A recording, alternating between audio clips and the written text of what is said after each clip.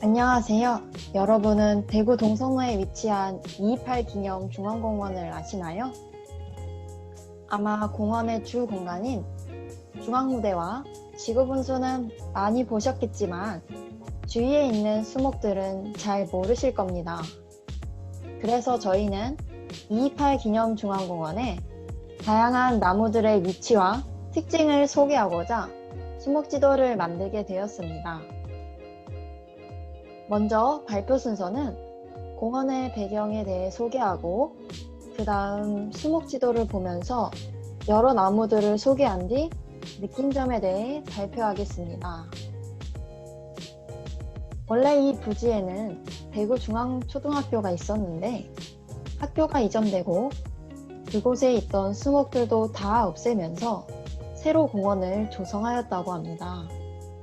그리고 근처에 위치한 국채보상운동기념공원과 경삼감영공원은 부지가 넓고 적은 종류의 수목들이 넓게 식재되어 있는 반면에 228 기념중앙공원은 부지가 좁아서 많은 종류로 좁게 식재되어 있습니다. 그리고 세 개의 공원 중 가장 최근에 지어진 공원이 바로 228 기념중앙공원인데요. 228 기념중앙공원은 2003년 12월에 조성되었고 228 학생민주의거를 기념하여 만든 공원입니다. 그 다음으로 지도를 보면서 구간별 수목과 공간에 대해 소개하겠습니다.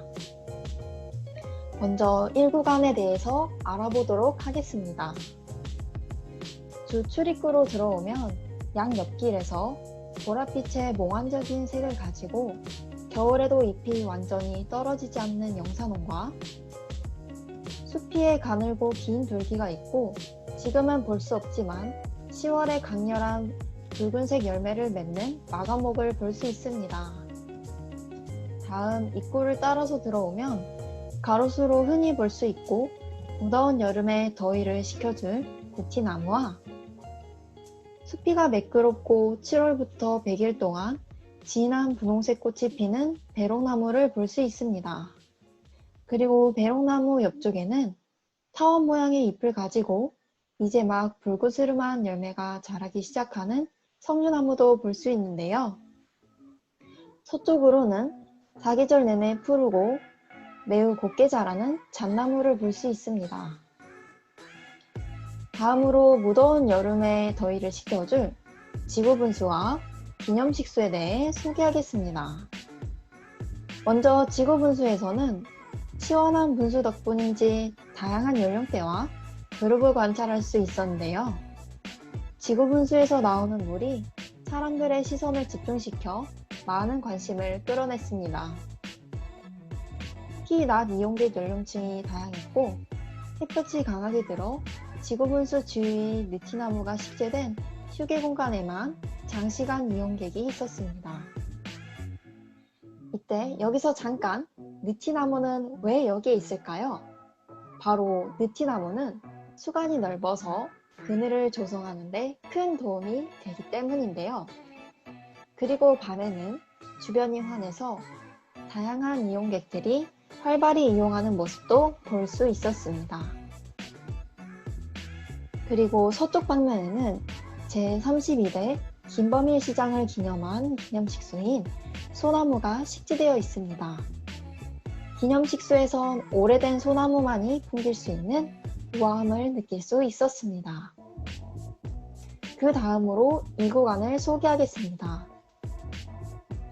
입구를 들어오자마자 비늘처럼 생긴 잎을 가지고 에메랄드 빛깔의 열매를 가진 칡백나무가 식재되어 있었고 바로 동쪽으로 가면 음지에서도 견딜 수 있고 술장같이 생긴 키가 작은 반송이 식재되어 있습니다.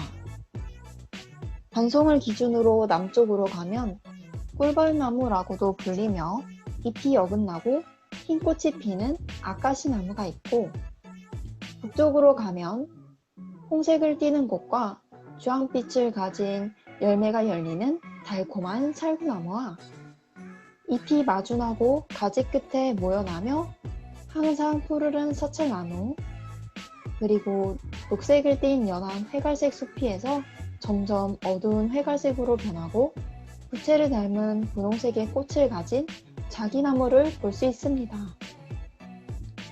그리고 이 공원의 장엄한 분위기를 자랑하는 장송의 길을 따라 걸으면 숲속 도서관이 있고, 장송의 길의 끝에는 잎이 안 보일 정도로 백색 꽃이 나무 전체에 피는 이팝나무가 식재되어 있습니다. 다음으로 이 구간의 대표 공간인 숲속 도서관입니다. 여러분은 독서를 좋아하시나요? 이 도서관은 고개를 돌리면 장엄한 장송길이 보이고, 숨을 들이마시면 피톤치드를 느낄 수 있는데요. 이곳에 오니 집에서 손도 안 대던 책을 읽고 싶다는 생각이 들었습니다. 그리고 낮에는 그늘이 형성되어 이용객들이 많았고, 밤에도 밝은 조명으로 인해서 환하여 이용률이 낮과 비슷했습니다. 또한 책을 접하기 어려운 분들을 위해 문학 자판기가 준비되어 있어 긴 글과 짧은 글을 재미있고 거부감 없이 읽을 수 있도록 준비되어 있으니 여러분들도 한번 체험해보는 것을 추천해드립니다. 그리고 마지막으로 지도 3구간에 대해 소개하겠습니다. 이 구간을 따라 3구간으로 들어오면 제일 먼저 단풍나무 길이 보입니다. 아직은 푸르지만 가을이 되면 울긋불긋한 단풍나무만의 정취를 느낄 수 있을 것 같은데요.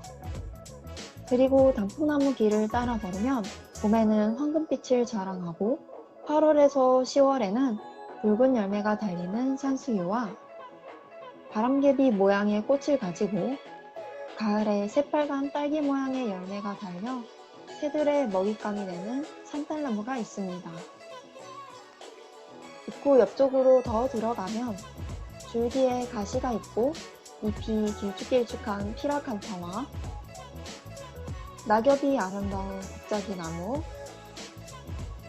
타원형 모양의 잎의 가장자리에 잔통리가 있고 줄기가 화살촉을 닮은 화살나무와 건조한 토양에는 약하고 파란 잎 사이에서 신비한 분위기를 풍기는 보라색의 수수꽃다리와 어긋나게 달리는 잎이 겨울에 홍색으로 변하고 이제 막 흰꽃이 피기 시작한 남천이 식재되어 있습니다. 그 다음으로 이 공원에서 빠질 수 없는 중앙무대에 대해 소개하겠습니다. 중앙무대는 낮에는 행사가 있을 때 빼고는 사람이 거의 없었는데요. 주위에 벤치는 있었지만 햇볕이 너무 강해 사람이 별로 없었던 것 같습니다. 하지만 밤에는 주변이 환해서 이용객들이 활발히 이용하는 모습도 볼 수 있었고 관람차도 보여 야경이 매우 예뻤습니다. 그리고 중앙무대 옆쪽에는 행운의 분수가 있는데요. 행운의 분수 안에 작은 동전통이 있는데 이 작은 동전통에 동전을 던져 넣으면 행운이 일어난다고 합니다. 저희 조원들도 여러 시도를 해봤으나 아직 성공하지 못했는데요. 다른 분들은 꼭 성공해 보시길 바랍니다. 그리고 이 행운의 분수 벽면이 돌로 되어 있는데 우리나라 스타일인 다른 층 쌓기가 아닌 들여 쌓기로 되어 있었습니다. 마지막으로 연인들의 핫플레이스인 프로포즈 존입니다. 낮에는 벌레도 많고 햇빛도 강해서 이용하는 사람이 거의 없었지만 밤에는 주위의 화려한 조명들과 네온아트로 인해 사람들의 눈길을 끌고 많은 커플들이 즐기는 모습이 보였습니다. 그리고 공원은 전체적으로 평지에 가까웠고 여러 종류의 수목들이 식재되어 있었지만 낙엽교목 수목이 다양하진 않아 조금은 아쉬웠는데요. 하지만 수경시설인 지구분수와 행운의 분수가 잘 갖춰져 있어서 시각과 청각의 즐거움도 제공했습니다. 그리고 이 지도 제작과 발표를 준비하면서 많은 우여곡절들이 있었는데요. 특히 공원이 생각보다 커서 그런지 각 장소에 위치한 나무들의 이름을 아는 것부터 어려웠습니다. 조경학과 학생인 저희도 나무 이름이 뭔지 헷갈리는데 과연 소나무 말고는 나무를 구분할 수 있는지 의문이었는데요. 그래서 공원의 공간뿐만 아니라 나무를 알리고자 나무 지도를 제작하게 되었습니다. 처음 지도를 만들다 보니 중간에는 너무 힘들어서 포기하고도 싶었습니다. 하지만 답사를 5번 정도 하면서 수목들의 변화를 보니 점점 흥미를 느끼게 되었는데요. 꽃이 지고 열매가 점점 자라는 석류나무도 볼 수 있었고, 흰색에서 노란색으로 변해가는 남청과 초반엔 꽃이 없어서 몰랐는데 2주 뒤에 가보니 꽃이 펴 있었던 치자나무도 볼 수 있었습니다. 여러분도 이 지도를 보고 공원의 여러 나무들의 사계절을 느껴보러 가는 건 어떨까요? 그리고 마지막으로 올해는 계명대학교 생태조경학과가 10주년이 되는 해입니다. 그동안 저희에게 좋은 가르침을 주신 김수봉 교수님께 감사드립니다. 마지막으로 지도 제작하는 모습이 담긴 영상과 함께 출처를 끝으로 영상을 마치겠습니다. 감사합니다.